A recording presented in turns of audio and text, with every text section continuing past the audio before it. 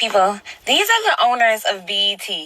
So none of us should be shocked about the condition that black music is in. Degrading our women and rapping about violence is the number one thing to do in our culture today, and it's only gotten worse over the years. So how do we go from black-owned music that was soulful, that was uplifting, that was reflecting the heart and soul of our community in a positive way, to this? To this? It's the same thing that destroyed the rest of our community. Integration.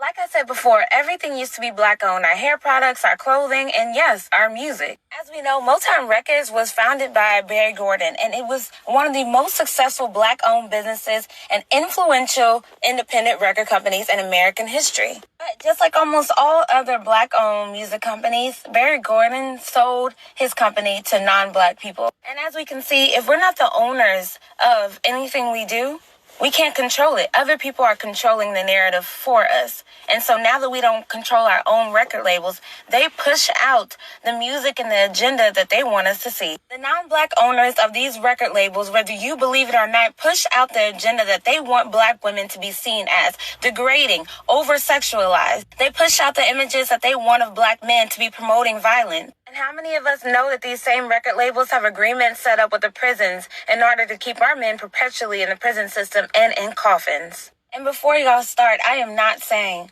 that the reason that our community has violence and that our women are degraded is because of black music. I'm saying that black music perpetuates these harms and it keeps them going and it contributes to why our community is in this condition. So we can sit here and talk about it all day, but the real question is, what do we do about it? Black people, our influence in our culture is so powerful that we determine the society's culture. One of the biggest examples I like to use is how black people gave Popeyes $65 million in free advertisement. Look at this, y'all. The word of mouth and the power of black Twitter in less than a week, Popeyes doubled their marketing estimates and they had $65 million in ad value from us. There wasn't no mass organization from the black community. There wasn't a bunch of celebrities or black leaders or black politicians telling us to come out and promote Popeye's chicken sandwich and give them that much money in free advertisement. It was our culture. It was what we decided to make popular. It was what we decided to put our influence on. So if we decide to put our influence on